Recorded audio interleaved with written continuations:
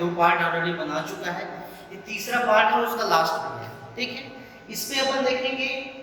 कि हमने पहले ये देखे थे कि सम ऑफ सीरीज में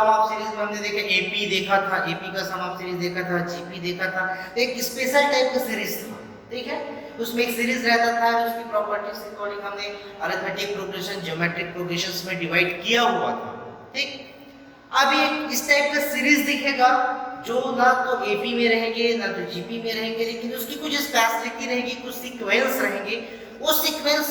सीरीज को अपन कैसे उसका सम फाइंड आउट करेंगे जब एपी या जीपी में ना हो, कोई दूसरा सीरीज बने, तो उसके लिए अपन देखेंगे कि क्या होता है। जैसे कि एक मैं सीरीज बता रहा हूँ, देखो जैसे कि यहाँ पर देखेंगे कि यहाँ पर 1 + 2 + 3 + 4 ये +5 +6 दिस एंड टर्म तक था, है ना। इसका सम देखते थे तो सम ऑफ एन जो भी लिखते थे, इसको तो हम डायरेक्टली क्या बोल सकते हैं, एबी में था, इसका हमने सीरीज निकाल दिया। अब जब यहाँ बस क्या हो कि यहाँ पर देखो ये हो, तब क्या करेंगे, तब यहाँ पास क्या आएगा, तो इसका सम क्या होगा, उसी से मैं बता रहा हूँ यहाँ पास कि यहाँ पास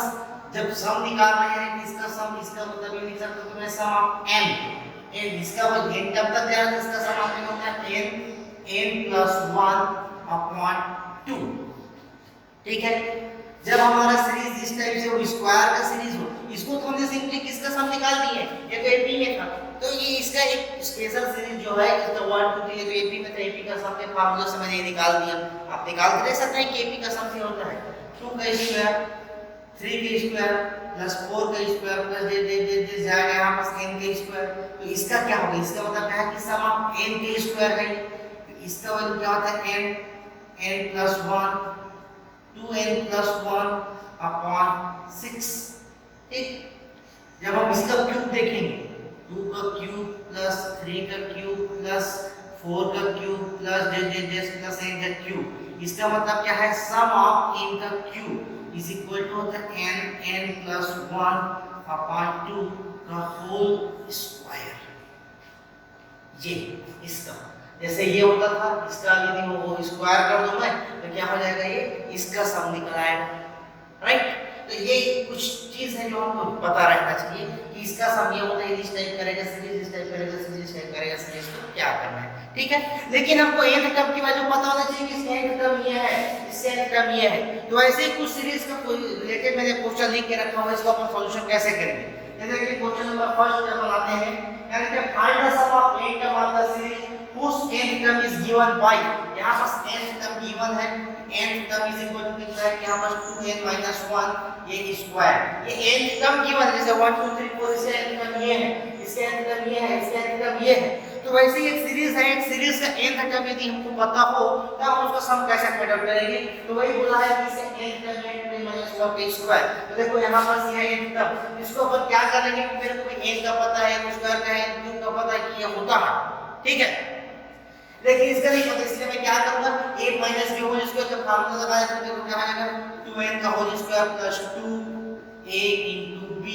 प्लस यहाँ पर ये माइनस रहेगा माइनस a प्लस b का स्क्वायर, यहाँ करो कितना हो जाएगा 2 2 * 4 n का स्क्वायर माइनस 2 2 * 4 n और एक प्लस 1 का स्क्वायर कितना होगा 1 ही होगा।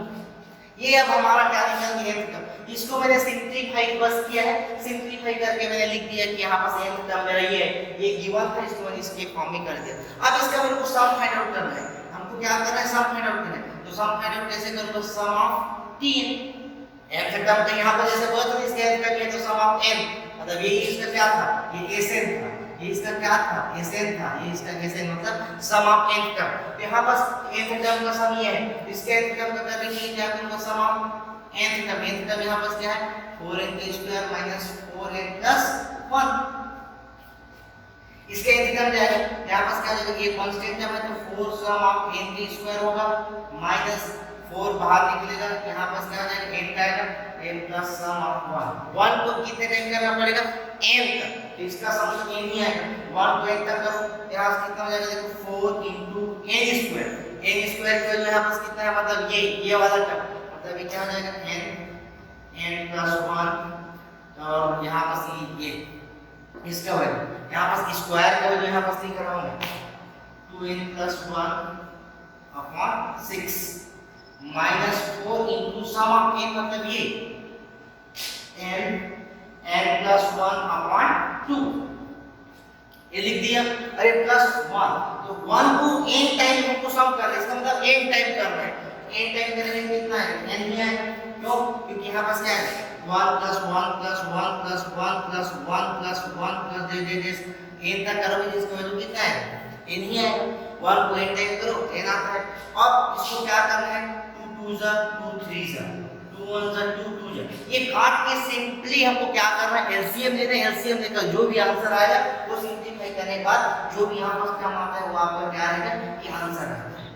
इसको सिंपलीफाई मैं नहीं कर रहा हूँ क्योंकि इसमें वीडियो में ज्यादा टाइम लगेगा, इतना आप लोग सिर्फ सिंपलीफाई बस करना है, इसका आंसर निकलेगा, सम आप कर सकते हैं। ठीक है, पहला।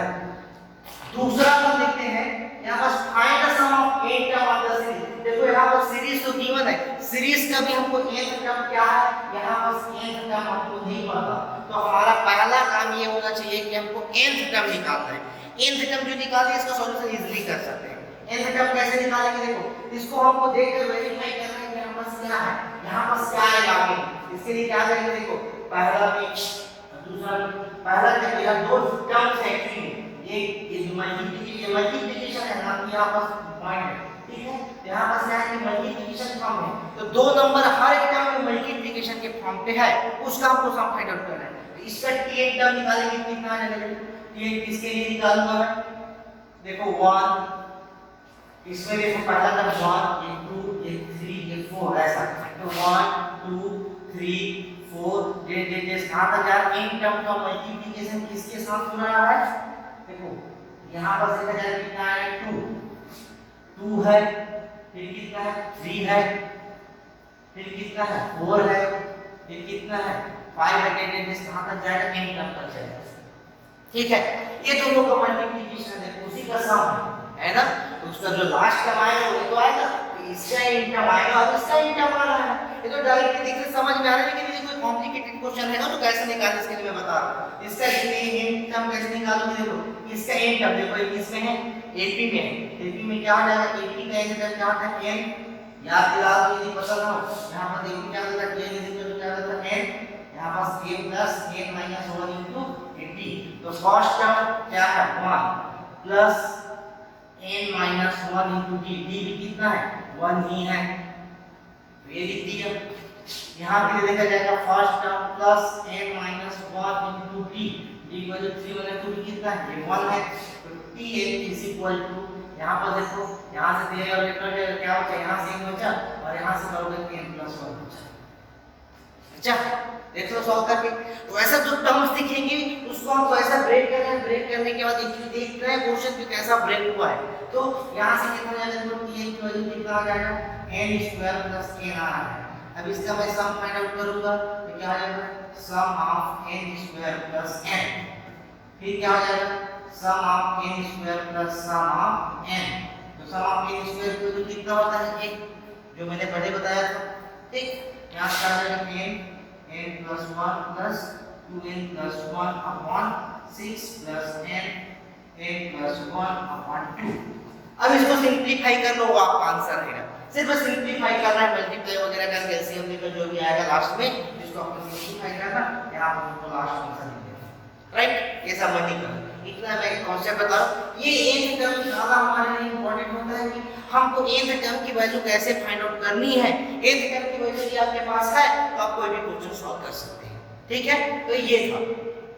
अब नेक्स्ट देखते हैं, जैसे कि इसमें देखो find the sum of 8 term of the, अब इसमें भी हमको क्या करना है, इसमें भी nth टर्म की वैल्यू फाइंड आउट करना है। nth टर्म क्या हो सकता है, nth टर्म क्या होगा, देखो सब किसके फॉर्म में 1 अपॉन 1 अपॉन 1 अपॉन, तो जो मेरा nth टर्म आएगा वो भी क्या रहेगा 1 अपॉन के फॉर्म पे ही रहेगा, 1 अपॉन, ये क्या हो गया 1 अपॉन। ठीक,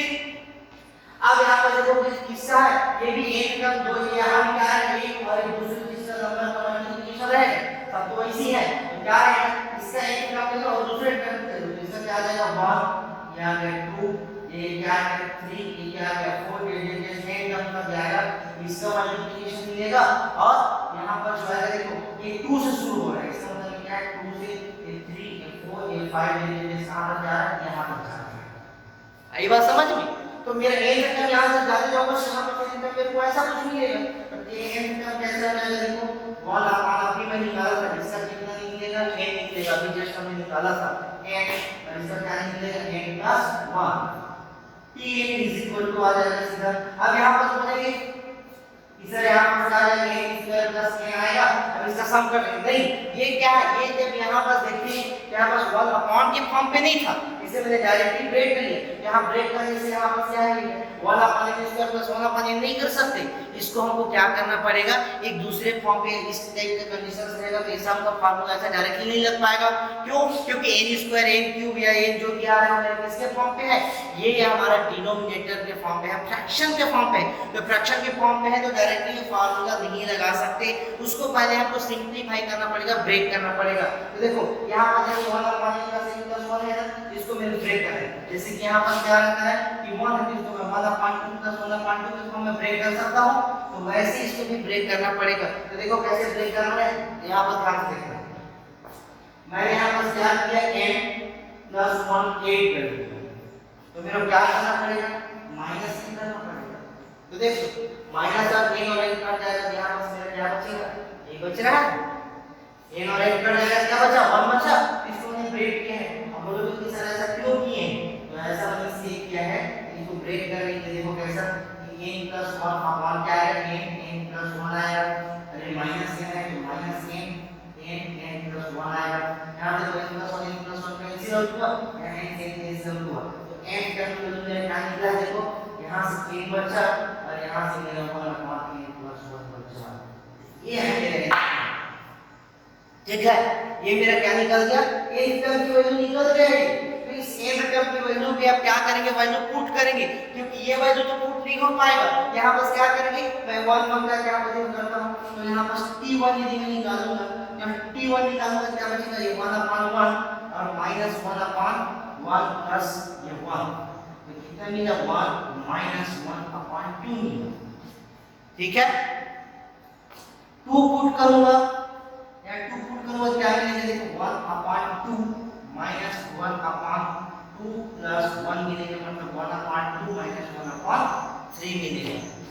जब मैं t3 पुट करूंगा क्या मिलेगा, 1 अपॉन 3 माइनस 1 अपॉन 3 प्लस 1, मतलब 1 अपॉन 3 माइनस 1 अपॉन 4, ऐसा कुछ जैसे मिलेगा, है ना। तो मेरा tn क्या होता है, tn Sn क्या होता है, Sn का मतलब क्या है, t1 plus t2 plus t3 plus t4 plus जैसे कहां तक जाएगा, n तक जाएगा, जो है मेरा सम। एक्चुअली में मेरा सम तो ये है ना कि हर एक टर्म का सम, तो t1 कितना है, इसको हमने t1 यहां पर क्यों किया कि tn डायरेक्टली टर्म तो था, लेकिन हमको एक स्टेप का पता नहीं था, इसलिए हमने स्टेप के फॉर्म पे रख दिया। तो t1 का वैल्यू देखो कितना आया हुआ है यहां पास, ये इसको देख सकता हूं मैं 1 माइनस 1 अपॉन 2 ये टर्म का है, प्लस t2 कितना आया हुआ है, 1 अपॉन 2 माइनस 1 अपॉन 3 आया हुआ है, प्लस x कितना है, 1 अपॉन 3 माइनस 1 अपॉन 4 आया हुआ है, प्लस जैसे शुरू कितना है, 1 upon a minus 1 upon a plus 1 ये है, ठीक। तो इसमें देखेंगे कि ये माइनस 1 अपॉन 2 और ये प्लस 1 अपॉन 2 कैंसिल आउट हो जाएगा, ये पहला टर्म बस बचा। यहां देखिए ये कैंसिल आउट हो जा रहा है, वैसे आगे भी कैंसिल आउट हो जाएगा, सब कैंसिल आउट हो जाएगा, ये स्टार्टिंग का फर्स्ट बचेगा और ये लास्ट टर्म बचेगा, ये तो बच रहा है, बाकी सब तो गए। तो यहां बस हमारा क्या बचा, यहां बस 1 बचा और यहां से क्या बचा, minus n plus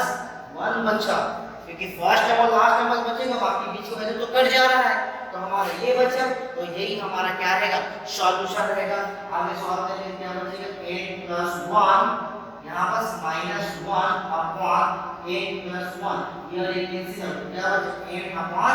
n plus 1, और यही हमारा क्या रहेगा, लास्ट आंसर रहेगा। तो देखो मैंने बेसिकली 3 टाइप के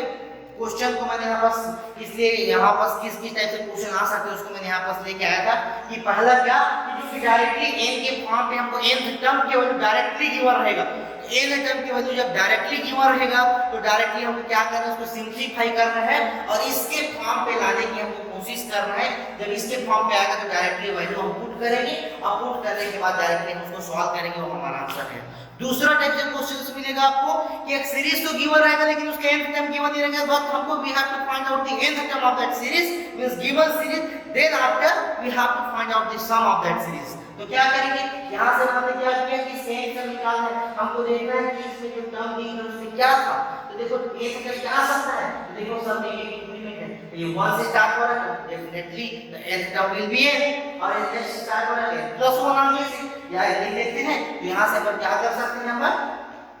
इस टर्म में क्या था, दो को मल्टीप्लिकेशन आ रहा है, इसके स्टार्टिंग टर्म ये था और उसके स्टार्टिंग टर्म ये, दोनों का मल्टीप्लिकेशन यहां से हमने टर्म निकाल दिया। तो वैसे ही क्वेश्चन को देखकर हमको क्या करना है, nth टर्म की वैल्यू फाइंड आउट करना है और nth टर्म की वैल्यू फाइंड आउट करने के बाद आप उसको सम फाइंड आउट करेंगे। तीसरा टाइप से आया था कि भाई हमने तो उसी जैसा हमने nth टर्म यहां निकाला था वैसे nth टर्म तो हमने निकाल लिया, लेकिन nth टर्म क्या है कि उसमें हम सिंपलीफाई करने के लिए इसको हम डायरेक्टली कर नहीं सकते, जिसमें क्या आएगा डिनोमिनेटर के फॉर्म पे आ रहा है। तो डिनोमिनेटर के फॉर्म पे आ रहा है, इसका मतलब हम क्या करेंगे, उसको एक सिंपलीफाई करेंगे, सिंपलीफाई करके हम ऐसा tn निकालेंगे, nth टर्म निकालेंगे, उसमें फर्स्ट सेकंड थर्ड फोर्थ ऐसा अपन क्या करेंगे वैल्यू निकालेंगे और सभी टर्म को ऐड करेंगे तो डेफिनेटली कुछ टर्म कट ही जाएगा वहां, या सिंपलीफाई करते तो बनेगा ही, तो सिंपलीफाई करने के लिए लास्ट तक। तो इस टाइप से क्वेश्चंस आएंगे, इस टाइप से क्वेश्चंस आप लोग बनाएंगे। या डाउट होगा तो किसी क्वेश्चंस में मेरे को व्हाट्सएप करके या कॉल करके पूछ सकते हैं, मैं उसको सॉल्यूशन बिल्कुल दूंगा। ठीक है,